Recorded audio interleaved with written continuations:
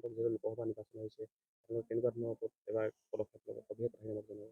আহ, আজি আমি ইয়াত চাউল খোৱাত যিটো নাগৰিক সভা দিছোঁ, তাতে আমাৰ গোৰ্খাসকলৰ বিষয়ে আমি বৰ্তমান সংগঠনটো অলপ হেৰি কৰিব বিচাৰিছোঁ, শক্তিশালী কৰিব বিচাৰিছোঁ।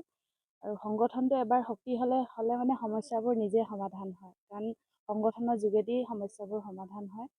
আৰু আপোনালোকে ইলেকশ্যনৰ কথাবোৰ সুধিলে, এইবাৰ ইলেকশ্যনৰ কথাবোৰ সুধিলে, এতিয়া আমি চেষ্টা কৰিম, এবাৰ চাওঁ, চেঞ্জিঙৰো চেষ্টা কৰিম, কাৰণ বৰ্তমান চৰকাৰখনে কি কৰি আছে সকলোৱে দেখিছে, সকলোৱে গম পাইছে, গতিকে অলপ চেঞ্জিংটো হ'ব লাগে।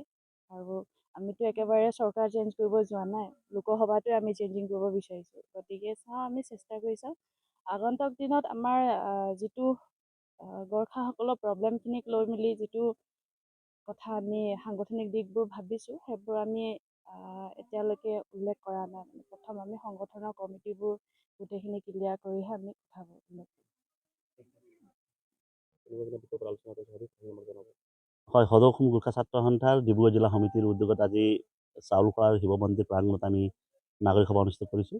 আৰু কেৱল মাত্ৰ চাউল খোৱাত বুলি নহয়, ডিব্ৰুগড় জিলা গোৰ্খা ছাত্ৰ সন্থাই প্ৰতিটো আঞ্চলিকতে আমি নাগৰিক সভা অনুষ্ঠিত কৰি আহিছোঁ আৰু আগামী দিনতো আমি নাগৰিক সভা আমি অনুষ্ঠিত কৰি যাম।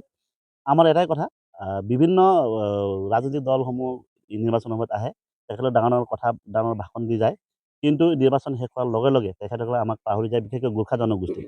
আৰু গোৰ্খা জনগোষ্ঠীক বিশেষকৈ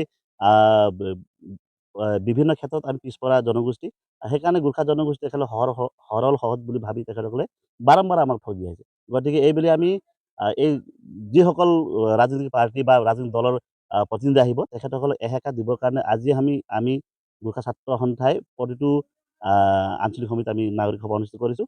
আপোনালোকে দেখিছে যে ডিব্ৰুগড় লোকসভা সমষ্টিত ডিব্ৰুগড় লোকসভাৰ পৰা দুজনকৈ আমাৰ কেবিনেট মিনিষ্টাৰ হৈ গ'ল, কিন্তু এই দুজন কেবিনেট মিনিষ্টাৰ হৈ যোৱাৰ পাছতো কিন্তু এই ডিব্ৰুগড় জিলাৰ কিন্তু সেই তেনেকুৱা ধৰণৰ উন্নয়ন হোৱা আমি দেখা নাই।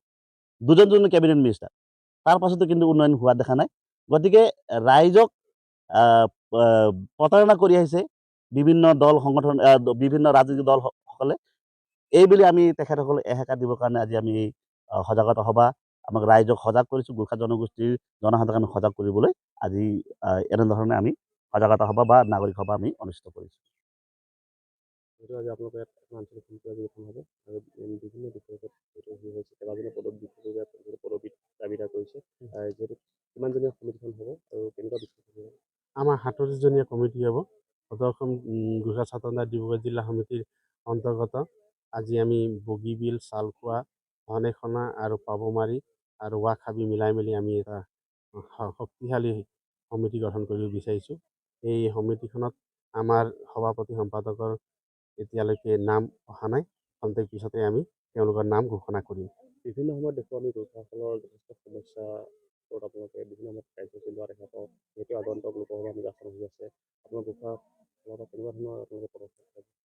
আমি আগন্তুক দিনত আমাৰ সদৌ অসম গোৰ্খা ছাত্ৰ সন্থাই আমাৰ জাতিক যেনেকৈ ৰাজনৈতিক দলসমূহে যেনেকৈ প্ৰতাৰণা কৰি আহিছে, সেই প্ৰতাৰণাৰ বিৰুদ্ধে আমি তেওঁলোকক এসেকা দিবৰ কাৰণে আমি গোটেই ডিব্ৰুগড় জিলা সমিতিয়ে আমি গোটেই আঞ্চলিকসমূহত আমি নাগৰিক সভা অনুষ্ঠিত কৰি আজি ৰাইজক আমি সজাগতা কৰি আছোঁ।